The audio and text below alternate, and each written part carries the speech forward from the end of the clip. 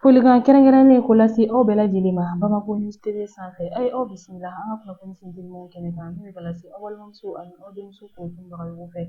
Kunnafoni daminɛ na kunun tarata n'o bɛnna utukalo tile 6 ma ka taa bila tile 7 la san 2025 Mali jamana kɔnɔna la Bewani dugu kɔnɔ Bugabugu ale usine sukala jeninin kɔfɛ a yirala k'a fɔ Majugu kɔni ye binganni wale dɔ ta ka Bewani usine sukala o sɛgɛrɛ ni ko o jeni tuguni ani ka tila ka taa ni u ka mɔbili dɔw ye. A yirala k'a fɔ ko ni usine ninnu nafaba de tun bɛ yen dugukɔnɔdenw ka sɔrɔw kan.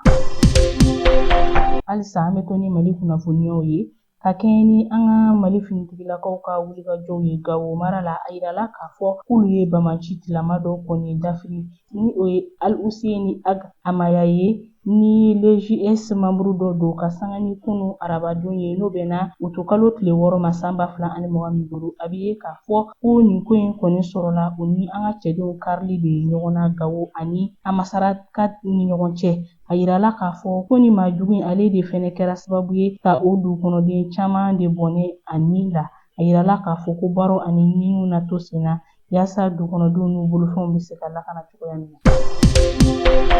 An ka Mali douane ɲɛmaaba ni farafinna woroduguyanfan jamanaw ka douaniers ka tɔnjɛkulu ɲɛmaa dankan fana don ni o ye inspecteur général Amadu Konate ye. Ale kɔni n'a ka cɛdenw ye ɲɛda kura yira sabula olu sera ka CFA wari miliyari 84 de fara ɲɔgɔn kan ka se ka o bila an ka warimarasoba ka bila la ni o ye trésor public ye.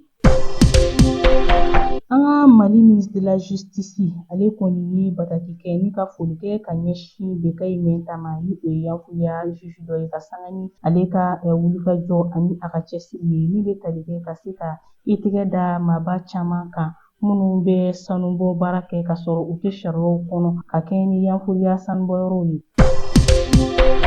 An bɛna an ka kibaruyaw kuncɛ ni kɔkan kunnafoniyaw ye. Ka sanga ni kunun arabadon ye utukalo tile 6 san 2025 Ganakaw fɛ yen nɔ avion bin dɔ kɛra o dugu kɔnɔna la n'o de kɛra sababu ye ka maa 8 o bɔnɛ a ni la. O maa 8 yɛrɛ cɛla a yirala k'a fɔ u ka dugu minisiralaka 2 tun bɛ a la ni a minisiralaka fɔlɔ tun ka baara bɛnnen bɛ sigida kow ma ni o ye ministre de l'environnement ye Dr Edouard Oman Buamayi ni a minisiralaka 2nan tun ka baara bɛnnen bɛ lakanako sabatili ma ni o ye ministre de la défense ye ni o ye Dr Alaji Ibrahim Murtala Mohamed ye. Ko nin ko in senfɛ u ka jamanakuntigi ye yamaruya di ka deuil national kɛ ka ɲɛsin fure ninnu ma ani a ye laɲini kɛ ka se ka sɛgɛsɛgɛliw dayɛlɛ yaasa nin ko in kunkun a n'a a ɲɛɲɛ u ka se ka dɔn cogoya min na.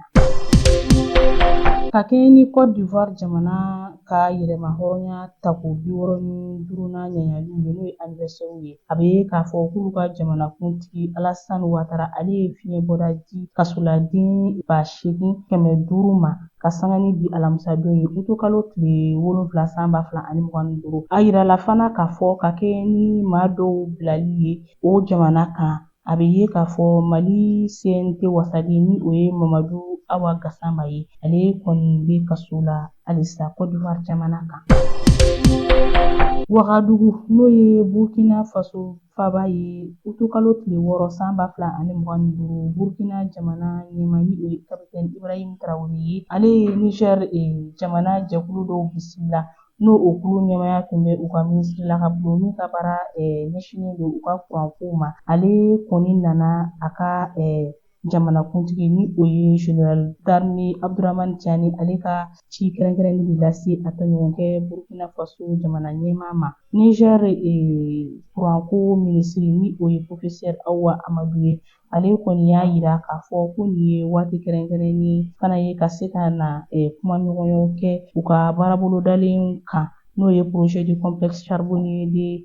Salikadamna ye. K'a baara ninnu bɛ don kadara min kɔnɔna na o de ye ka se ka jɛɲɔgɔnya baaraw ɲɛtaw sinsin cɛncɛn kan jamanaw kan. Ne bɛ dan sigi bi an ka kunnafoni sendimanw na aw ni ce aw ka ɲɛmadali ani aw ka kumajɔw la aw k'an bɛn don n'a nataw la.